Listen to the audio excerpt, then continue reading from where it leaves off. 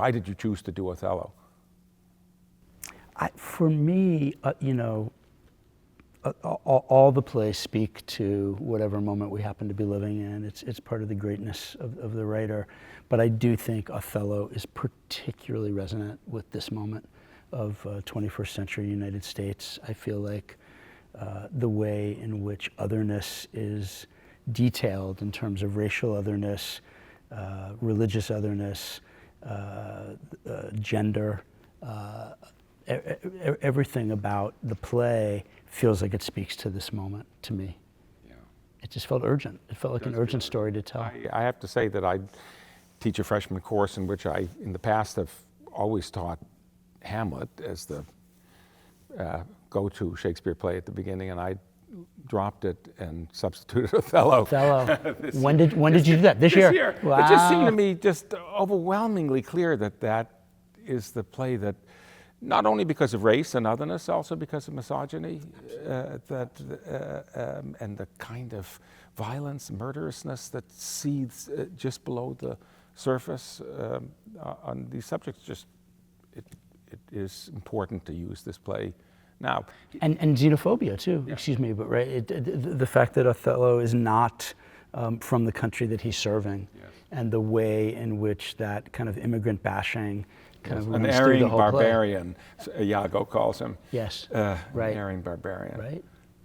The other thing I wanted to mention briefly in relation to race is that our production, we do it with only 12 actors because we really wanted to focus on the intimacy of the domestic tragedy. And of those 12 actors, 4 self-identify as white and 8 self-identify as people of color. So in addition to an African-American actor who plays Othello, we have Latinx actors, Native American actors, Asian American, and Middle Eastern actor. And that felt important to me in terms of interpreting the story in a contemporary context. Yes. You can't just say it's a tragedy and therefore there's no humor, because actually Shakespeare's sense of dramatic irony and the character's own sense of irony about the situation that they find themselves in does lead to humor, for the audience at times. And, there's obviously laughter you can welcome as a director and laughter you want to run screaming from. So it's not that the goal is to make a laugh riot of a production, but I do think a tragedy that has no laughter ever is probably not a good interpretation of that play for me. It right? certainly would be alien to Shakespeare, who, against all of the classical norms, actually always managed to integrate the two of them.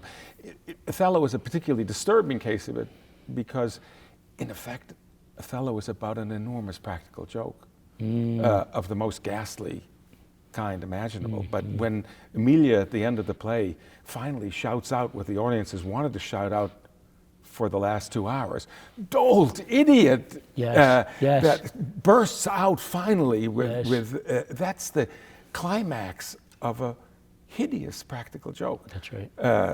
So the question is what to do when, in fact, when you watch Iago say, "Let me figure out how to do this." Now, Cassio's a likely person for this role, and so forth and so on. He's just making a kind of comic plot in the way that Shakespeare elsewhere in his comedies depicts people putting together little practical jokes to trick Malvolio to do this or that.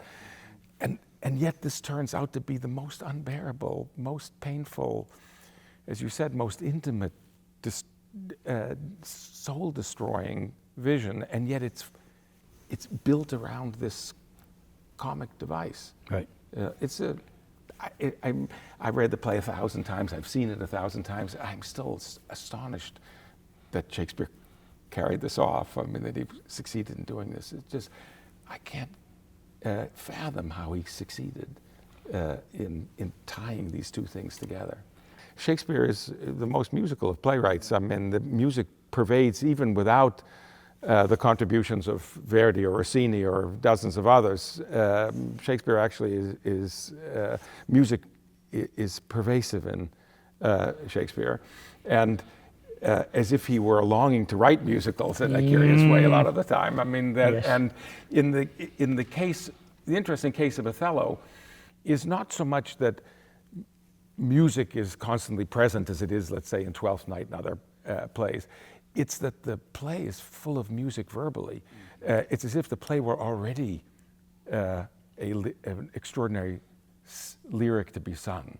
And that makes the decision of Verdi or to write arguably the greatest of his literary adaptations, or of Rossini and others, to take this play a natural, because it's already singing. There's a famous critical phrase, the Othello music, and Othello's speech itself is charged, as it were, musically. It's actually intense in the way he speaks. It's intense in the very word Othello. That's something that pushes language out toward the musical. And in the case of Verdi, I mean, a certain way Verdi drops lots of things from the play that I care about and that I'd be interested in. He's not interested in anything to do with the politics, as it were, of the play, but the intense interest in the way in which, at a certain extreme moment of human passion, the voice begins to move toward singing rather than speech, seems to me a deep perception about something that Shakespeare already understood in writing the play. You know, I want to both approach the play as a brand new play, as if it was written today, and the pages were just delivered into our rehearsal room. And at the same time, I'm very aware that we are in dialogue with 400 years of production traditions.